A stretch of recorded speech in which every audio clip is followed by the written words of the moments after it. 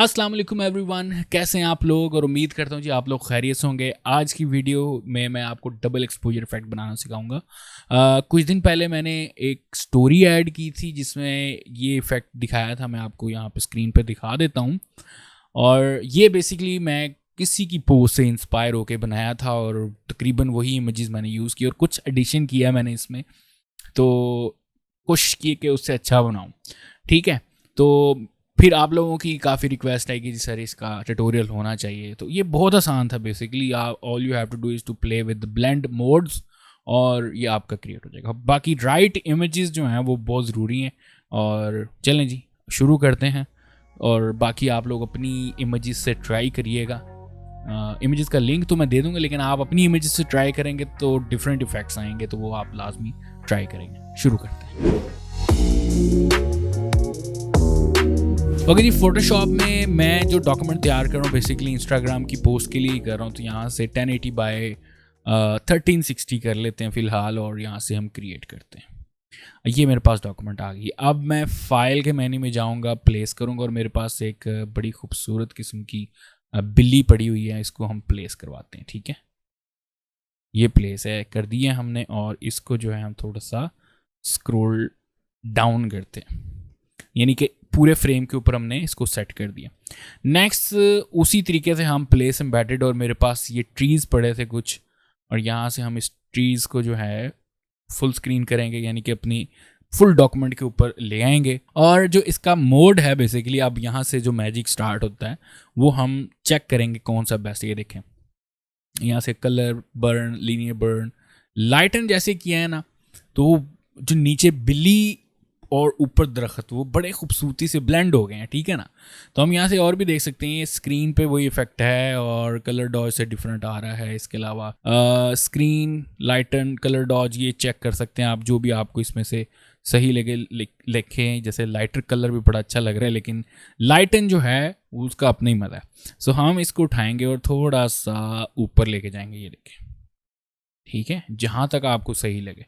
सो मैं यहाँ तक कर रहा हूँ। उसके बाद हमने इस इमेज को मास्क लगाते हैं, ब्रश लेते हैं और ब्रश लेने के बाद थोड़ा सा साइज बढ़ाते हैं और इसको सॉफ्ट कर देते हैं। 100% सॉफ्ट करने के बाद हम जो एक्स्ट्रा चीज़ें हैं वो हम यहाँ से जो दिख रही थी वो रिमूव कर देते हैं। ऊपर से ये बादल दिख रहे हैं, दरख्त दिख रहे हैं और बड़े अच्छी खूबसूरती से ब्लेंड हो गए क्योंकि दरख्त भी उसी किस्म के उसी कलर के थे। नेक्स्ट जो है हमारे पास फाइल प्लेस एम्बेडेड और कुछ पहाड़ थे और इसको हम प्लेस करते हैं। ठीक है, अब इन पहाड़ों को बेसिकली मैं पीछे ब्लेंड करना चाहता था, वो जहाँ पे हमारे क्लाउड से या फॉग थी उस जगह पे। तो यहाँ पर मैं सेलेक्ट करके इस बार स्क्रीन कर रहा हूँ। ठीक है, ये देखें। और इसी तरह हम लाइटन करेंगे तो भी दिख रहे हैं, लेकिन बिल्ली की आंखें और बिल्ली के ऊपर बहुत अजीब सा इफेक्ट पड़ गया। तो इसी तरह हम यहाँ से नीचे जाएंगे ओवरले, और ओवरले कुछ बेहतर लग रहा है। सॉफ्ट लाइट जो है वो ज़्यादा बेहतर लग रहा है। इसी तरीके से हमारे पास कुछ ब्लेंड मोड्स ऐसे हैं जो बहुत ज़बरदस्त किस्म के इमेजेस को ब्लेंड कर देते हैं। तो मैं यहाँ पर सॉफ्ट लाइट यूज़ करूँगा और इसको जो है इमेज को उठाकर थोड़ा सा ऊपर नीचे कर सकते हैं जैसे आपको लगे सही। यहाँ पर तो मैं यहाँ पर देखें खूबसूरत लग रहा है। बाकी आपको पता है यहाँ से हम मास्क करेंगे, ब्रश ले लें सॉफ्ट सा, बाकी एरिया सारा मास्क कर दें। ये जी मैंने इसको मास्क कर दिया। हल्की फुल्की फॉग जो दिख रही है दरख्तों के ऊपर वो हम लगा सकते हैं अगर आप रखना चाहते हैं, अदरवाइज इट्स परफेक्ट। आपका जो डबल एक्सपोजर है वो रेडी हो गया and it was quite easy basically. और सिर्फ ब्लेंड मोड्स को हमने चेंज किया और साथ थोड़ा थोड़ा मास्क किया।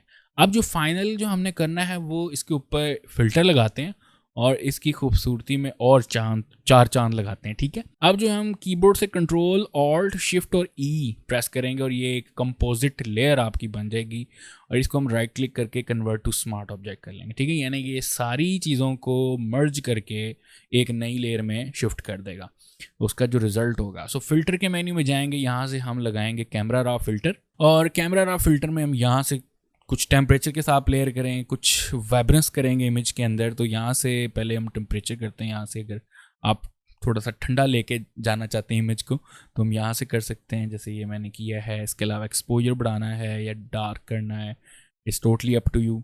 थोड़ी बहुत सेटिंग देख लें इसकी।